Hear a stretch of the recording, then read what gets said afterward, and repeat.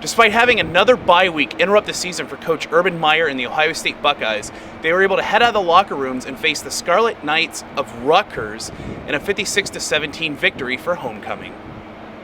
Despite the game's outcome, Coach Urban Meyer scrutinized the offense's production and praised the defensive efforts and improvements. Pleased with the get out that we got out of the locker room fast, 14 zip, and that's a good sign. As I just don't feel like there's a complacent attitude. Complacency is awful in this business and with the players. And I don't, because when you watch a film, we could actually play a lot better in certain situations. Our defense, you credit that, you can take the first half, and that's a credit to our defense now.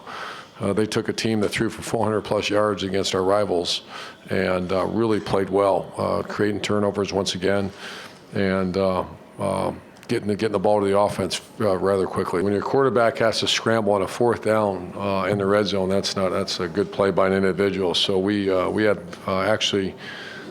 trying to get Evan isolated on the Mike linebacker, and we did, and we didn't score. So we got a little chat about that on tomorrow and get better at that. So I still consider our red zone offense not as good as it should be. So that gives us something to really work on tomorrow. Two players that came up big for the Buckeyes on the offensive side of the ball were running back Ezekiel Elliott, who had 12 rushes for 69 yards and a touchdown. Quarterback J.T. Barrett also threw for 261 yards and 3 touchdowns, finding tight end Nick Van Nett and wide receiver Evan Spencer for the scores. Barrett also had 7 rushes for 170 yards and 2 touchdowns.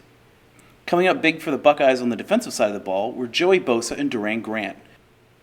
Bosa ended the night with 2 sacks for 10 yards, while Grant came up big in the red zone for the defense on an interception before the half. Next week we all know what's coming down the barrel, and that's a primetime game in a stadium with 110,000 people, and that's going to be a great evaluator.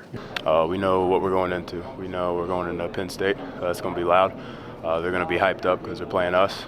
We're going to go check out the film, check out these guys tomorrow, and get to work on them. Coach Meyer and the Buckeyes hope to ride this momentum back into the prime time as they head up to Happy Valley and face the Nittany Lions of Penn State.